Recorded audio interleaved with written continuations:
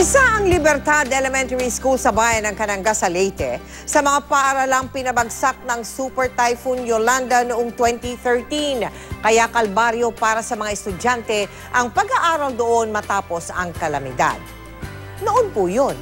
Dahil ngayon, bagong-bagong mga classroom ang ating handog para sa kanila na magagamit na sa darating na pasukan. Hindi po ako nakapag-aral kasi yung bahay namin malayo sa paaralan din po.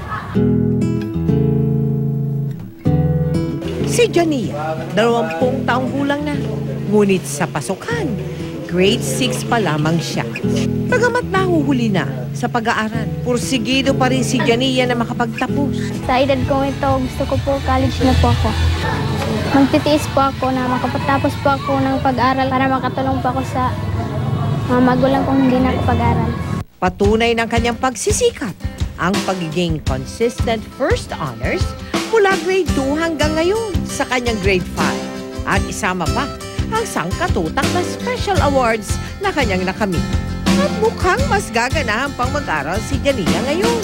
Dahil matapos ang 3 buwang paggawa, dumating na ang pinakahihintay ng mga estudyante at mga guro sa Libertad Elementary School dito sa bayan ng Cananga sa Leyte.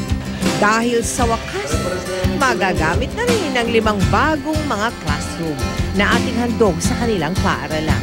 Ngayong araw kasi ang inauguration at turnover ceremony ng ating mga kapuso classroom dito. Ito ay makakatulong sa aming mag-aaral para sila ay ma-motivate na pumasok sa araw-araw. At syempre, ang mga batang gagamit nito excited na. Marami pong salamat sa GMA Kapuso. Excited na po kami sa bagong classroom. Magpupursige pa po ako mag-aral hanggat na makatapos po ako at makamit ko ang pangarap ko po. At para kay Jania, hindi edad ang basihan kung edukasyon ang pag-uusapan. Ang mahalaga ay ang hangaring matuto para maging sandata sa laban ng buhay.